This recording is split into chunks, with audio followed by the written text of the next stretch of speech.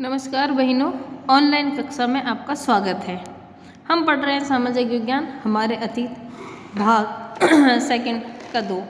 हम पढ़ रहे हैं चैप्टर 7 का नाम है जनजातियाँ, खानाबदोश और एक जगह बसे हुए समुदाय। देखिए हमने पढ़ लिया था, इनके इंट्रोडक्शन हमने पढ़ लिया था। आगे देखिए हम पढ़ रहे हैं जनजातीय लोग कौन थे। हमने पढ़ा था कि धीरे धीरे जनजाति लोग और हमने कहा अन्य लोग यानी अन्य जो समाज के हैं वे दोनों धीरे धीरे बदल रहे थे, क्योंकि ये दोनों ही आपस में एक दूसरे की ज़रूरतों को क्या कर रहे थे, पूरा कर रहे थे। अब देखिए जनजातीय लोग कौन थे। ये कह रहा समकालीन इतिहासकार और मुसाफिरों ने जनजातियों के बारे में बहुत कम जानकारी दी। क्यों? क्योंकि वे घूमते रहते थे, इसलिए। कुछ अपवादों को छोड़ दे तो जनजातीय लोग भी लिखित दस्तावेज नहीं रखते थे। आज भी नहीं है इनके पास लिखित दस्तावेज। बहुत से लोगों के जो बिल्कुल है आधार कार्ड भी नहीं है, उनका खुद का कुछ भी इंट्रोडक्शन, कोई डॉक्यूमेंट नहीं है उनके पास। ये कह रहा लेकिन समृद्ध रीति रिवाजों और वाचिक यानी कि मौखिक परंपराओं का वे संरक्षण करते हैं। वे ये आप बहुत सारे आप देखेंगे, अगर आपके गांव में कभी कोई फंक्शन हुआ है तो आपने वहाँ भी देखा होगा कि कुछ लोग आते हैं जो कि आपकी पीढ़ियों के बारे में जो बोलते हैं मौखिक रूप से, यानी कि वे पूरा आपकी पीढ़ियों का वर्णन भी करते हैं। तो वे भी एक किसी न किसी प्रकार की जनजाति है जो उनका काम है। यह परंपराएं हर नई पीढ़ी को विरासत में मिलती है, यानी कि उनके दादा ये काम करते थे, उनके पापा ये काम करते थे, अब ये करेंगे और उनके आने वाली पीढ़ी करेंगे, इस तरह से। आज के इतिहासकार जनजाति का इतिहास लिखने के लिए इन वाचिक परंपराओं को इस्तेमाल करते हैं, यानी कि बोलने वाली चीज़ों को लिखा गया है। जैसे अगर आज मान लीजिए कोई ऐसी पीढ़ी है जो कि वाचन से किसी काम को आगे बढ़ा रही है पीढ़ी दर पीढ़ी, जैसे चाहे फड़ बाचना होती है ना, चाहे बील जाति के जो लोग होते हैं, कोई इस तरह से कोई नृत्य है या कोई अन्य किसी देवी देवता का वाचन है, कहानी सुनाना है, तो इस तरह की चीज़ें उनके द्वारा जो बोली जाती है और आज के इतिहासकार उनको लिखते हैं कि इनकी पीढ़ियाँ ये काम करते हुए आई हैं। आगे देखिए जनजातीय लोग भारत के लगभग हर क्षेत्र में पाए जाते हैं। मैंने आपको कहा आप चले जाइए जो है उदयपुर चले जाइए, आप बांसवाड़ा, आप डूंगरपुर चले जाइए, हमारे आसपास चले जाइए, बहुत से लोग हैं। किसी भी एक जनजाति का इलाका और प्रभाव समय के साथ साथ बदलता रहता है। कुछ शक्तिशाली जनजातियों के बड़े इलाकों पर नियंत्रण होता है। आप अपने आसपास देखते हैं तो कुछ विशेष जातियों की पूरी बस्ती होती है। पूरी की पूरी क्या होती है, अपन कहते हैं ना जब भाई ये भीलों की बस्ती है या ये कोई डोली की बस्ती है, इस तरह से बहुत सारे जो लोग हैं। और हमारे यहाँ जनजातियाँ जो है वे सामान्यतः सहरिया जो है, गरासिया, गडरिया, इन तरह के हैं। जब आप थोड़ी इससे उच्च क्लासों में पढ़ोगे तो आपको पता चलेगा कि एक्चुअल में जनजातियों में किन जातियों को डाला गया है। एक पंजाब में खोकर जनजाति 13वीं और 14वीं सदी के दौरान बहुत प्रभावशाली थी। यहाँ बाद में एक गत्थर लोग ज़्यादा महत्वपूर्ण हो गए थे। उनके मुखिया कमाल खां गत्थर को बादशाह अकबर ने मनसबदार बनाया था। देखो किसने बनाया था, बादशाह अकबर ने। अकबर दी ग्रेट हम पढ़ते ही हैं, अकबर दी ग्रेट, यानी कि देखिए ये कह रहा है गख्खर एक जाति थी, जनजाति थी जो इतनी शक्तिशाली हो गई थी कि उसे उस समय बादशाह अकबर ने उस व्यक्ति को क्या बनाया था, मनसबदार। मनसबदार का मतलब होता है एक तरह से जो टैक्स वसूल करता है खेती वगैरह उस पर, उस समय जो भी है। आगे देखिए मुल्तान और सिंध के मुगलों द्वारा अधीन कर लिए जाने पर पहले लगान और अर्दुन लोगों का प्रभुत्व अत्यंत विस्तृत क्षेत्र था। उत्तर पश्चिम में एक और विशाल शक्तिशाली जनजाति थी बलोचा। कौन सी जनजाति थी, बलोचा। ये लोग अलग अलग मुखिया वाले कई छोटे छोटे कुलों में बटे हुए थे, यानी कि उनके अलग अलग ग्रुप बने हुए थे, हम ये कह सकते हैं। पश्चिमी हिमालय में ये गिरा गट्टी या गडरिया की जनजाति होती है, जहाँ पे हिमालय पहाड़ होती है मोस्ट ऑफ गडरिया जनजाति। गडरिया जनजाति का क्या मतलब होता है, वे लोग जो अपने पशुओं को चराते रहते हैं और लेके घूमते रहते हैं। उपमहाद्वीप के सुदूर उत्तर पूर्वी भाग पर भी नागा, अहोम और कई दूसरी जनजातियों का पूरी तरह प्रभुत्व था। अगर आप लेह लद्दाख में चले जाएंगे तो आपको भी वहाँ अनेक जातियाँ मिल जाएगी जो कि अपने जानवरों को चराते रहते हैं। सर्दियों में वे नीचे मैदानी भाग में आ जाते हैं और गर्मियों में वे ऊपर चले जाते हैं। मतलब उस तरह से उनका एक निश्चित काम होता है। देखिए भारत का नक्शा दे रखा है हमें और यहाँ जातियों के बारे में दे रखा है। देखिए सबसे ऊपर हमको दे रखा है गद्दर, हमने कहा था पंजाब के आसपास, ये देखो खोकर, जजुआ, बलूची, ला, देखिए समाज, भील, कोली। देखो ये राजस्थान आ गया, राजस्थान में देखो भील, जाटावास, कोली, ये देखो भील, कोली, बहुत सारे नाम आपको यहाँ पर मिल जाएंगे। ये सब जनजातियों के नाम है। देखो मुंडा, है ना। चलिए आगे चलते हैं। आगे देखिए, कह रहे मौजूदा बिहार और झारखंड में कई इलाकों में 12वीं सदी तक चेर और ये कह रहा सरदार शाही का उदय हो चुका है। हम क्वेश्चन बना सकते हैं कि बिहार और उत्तराखंड में कौन सी जनजाति का उदय हुआ। बादशाह अकबर के प्रसिद्ध सेनापति राजा मान सिंह ने 1591 में चेर लोगों पर क्या किया था भाई, हमला किया था और उन्हें परास्त किया था। उन्हें लूट कर अच्छा खासा माल इकट्ठा किया था, लेकिन वे पूरी तरह अधीन नहीं बन पाए। देखिए हम पढ़ रहे हैं, देखिए ये जनजातियाँ कितनी शक्तिशाली थी कि उस समय मुगल बादशाह या इनसे भी टक्कर लेने को तैयार थी। और देखो इनके बीच में युद्ध भी हुआ, लेकिन वे पूरी तरीके से क्या नहीं हुए थे भाई, अधीन नहीं बन पाए। औरंगजेब के समय मुगल सेनाओं ने देखो चेर, आपको पता है अगर हम वास्तविक रूप से माने तो मुगल साम्राज्य का आखिरी शक्तिशाली शासक औरंगजेब था, और ऐसे कहा जाए तो बहादुर शाह था। लोगों ने कई किलों पर कब्जा किया और इन जनजातियों को अपना क्या कर लिया भाई, अधीनस्थ बना लिया। ये कह रहा इन क्षेत्रों में रहने वाली महत्वपूर्ण जनजातियों को मुंडा और संताल थे। कौन कौन थे भाई, मुंडा और संताल।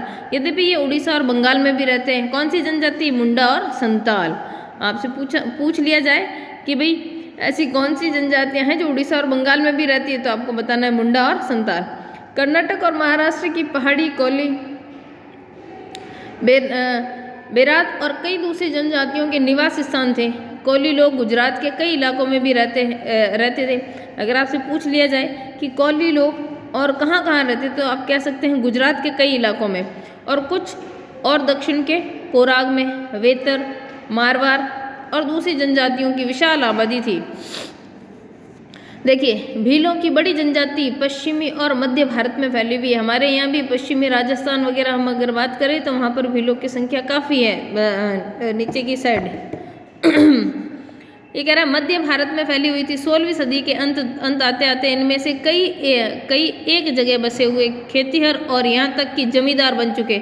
भीलों के पास भी आप देखिए, आपके गांव में भी कहीं ना कहीं एक भीलों की पूरी बस्ती होती है। कुछ लोग खेती करते हैं, कुछ लोग अन्य काम करते हैं। ये कह रहा है तब भी भीलों के कई कुल शिकार संग्रहण बने हुए थे। भील क्या करते हैं, सामान्यतः शिकार करते थे पुराने जमाने में, और संग्राहक बने हुए थे, यानी कि वे शिकार करते थे पीढ़ी दर, और शिकार से जो उनको चीज़ें मिलती थी, चाहे वह खाल है या उनका संग्रहण भी करते थे। मौजूदा देखिए छत्तीसगढ़, मध्य प्रदेश, महाराष्ट्र और आंध्र प्रदेश में गौड़ लोग बड़ी तादाद में फैले हुए।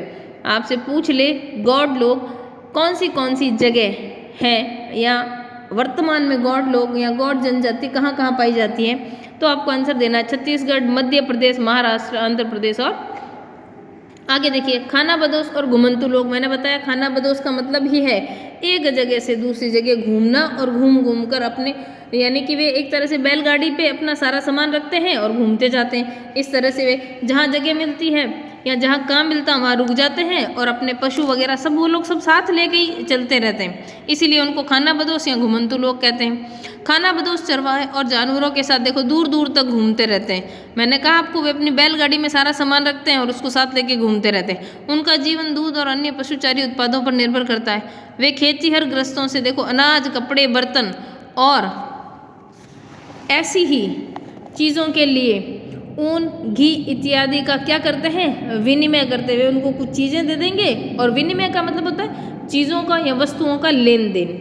ये कह रहा कुछ खाना बदोश अपने जानवरों पर सामानों की ढुलाई का काम भी करते हैं। जैसे होता है ना, अगर आपने कभी देखा हो अपने यहाँ जोधपुर में भी, आप घंटाघर के अंदर चले जाइए, गधे हैं वहाँ छोटे छोटे, जो कि पहाड़ियों पर जो मकान बन रहे हैं ना, उनके सामान ले जाने का काम करते हैं। इसलिए जो है अपने जानवरों को किस में काम में लेते हैं, सामान की ढुलाई में।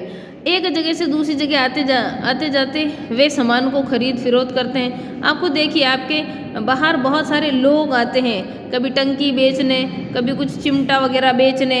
उनकी ड्रेसअप भी अलग होता है और उनका थोड़ी लैंग्वेज भी अलग होती है, और वो लोहे का काम भी करते हैं कुछ। जैसे आपको अगर कोई टंकी टूट गई है तो उसको नीचे फिट करवा लीजिए, और ऐसा कुछ बहुत सारे काम करते हैं। वे सब खाना बदोश या हम कह सकते हैं घुमंतु लोग हैं।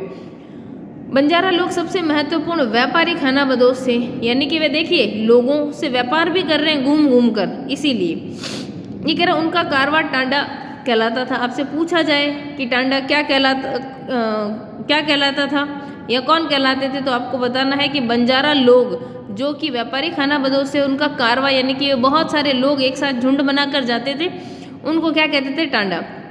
ये कह रहा सुल्तान अलाउद्दीन खिलजी अध्याय 3 में जो कि हम पढ़ चुके हैं, बंजारों का ही इस्तेमाल नगर के बाजारों तक अनाज की ढुलाई के लिए करते थे। यानी कि अगर आपसे पूछ लिया जाए कि बंजारों का उपयोग अलाउद्दीन खिलजी किस काम के लिए करते थे, तो आपको आंसर देना है कि सुल्तान अलाउद्दीन खिलजी बंजारों को इस्तेमाल नगर से बाजारों तक अनाज ढुलाई में करते थे, यानी कि वे अपने पीठ पर बोरे लाद कर जाते थे। बादशाह जहांगीर ने अपने स्मरणों में लिखा है कि बंजारे विभिन्न इलाकों में अपने बैलों पर अनाज ले जाकर शहरों में बेचते। मैंने आपको कहा सामान्यतः इनके पास अपनी खुद की क्या होती है, बैलगाड़ी होती है, जिस पर वे अपना सामान रखते हैं, लाते ले जाते हैं। सैन्य अभियानों के दौरान वे मुगल सेना के लिए खाद्यान्नों की ढुलाई का काम करते थे, यानी कि खाने का सामान लेकर आते थे सेना के लिए। किसी भी विशाल सेना के लिए 1 लाख बैल अनाज ढोते थे, यानी इतनी बड़ी विशाल सेना थी कि उनके लिए 1 लाख बैल जो थे वे क्या करते थे, अनाज यानी कि खाने पीने की, जिसको हम रसद सामग्री भी कहते हैं। खाने पीने की जब युद्ध होता है और सैनिकों के लिए खाने पीने की सामग्री का जो इंतजाम किया जाता है उसको रसद सामग्री कहते हैं। देखिए अनाज ढोते थे। आगे देखिए अपन को और भी कुछ चीज़ें दे रखी है। खानाबदोश और भ्रमणशील समूह क्या कह रहा है, देखिए हम देखते हैं। खानाबदोश और घुमंतु लोग होते थे, उनमें से कई पशुचारी होते थे। पशुचारी यानी कि अपने पशु चराते थे, जो अपनी रेवड़ का मतलब होता है, आप मारवाड़ी में कहते हो ना एवड़ आया, जिसके अंदर भेड़ होती है उसको हम रेवड़ कहते हैं। पशु वृंद के साथ एक चारागाह से दूसरे चारागाह घूमते थे। चारागाह का मतलब ऐसी जगह जहाँ पर वे अपने पशुओं को चरा सके। आज भी अगर आप थोड़ा सा जोधपुर शहर से बाहर के इलाके में रहते हो तो आपके घर के आसपास ज़रूर रेवड़ आता होगा, वो लोग बकरियाँ और भेड़ लेके चराते रहते एक जगह से दूसरी जगह। इसी तरह दस्तकार, फेरी वाले और नर्तक गायक भी बहुत सारे आते हैं। आपने देखा होगा एक वो घूम घूम के वो अपने पीठ पे मारता है, ये सब लोग भी इसके अंदर इंक्लूड होते हैं। अन्य देखिए लिखा है ना तमाशाबीन भ्रमणशील समूह। तमाशाबीन अगर आप शिवरात्रि पे देखेंगे तो अभी बहुत सारे लोग शिवजी बन के आएंगे और अलग अलग तरह के, या कुछ तमाशा दिखाते हैं, कुछ खेल दिखाते हैं, कोई रस्सी पे चलता है, ये सब। भ्रमणशील समूह अपना काम धंधा करते करते एक जगह से दूसरी जगह की क्या करते हैं भाई, यात्रा पर है। खानाबदोश और भ्रमणशील समूह दोनों अक्सर इस जगह लौट कर आते हैं जहाँ उन्होंने पिछला साल का दौरा किया था। आज अपने इतना चैप्टर पढ़ा है, आप सभी पढ़िएगा, कोशिश कीजिएगा इसे समझने की। बहुत अच्छा चैप्टर है और हमारे आसपास से संबंधित ही है। धन्यवाद।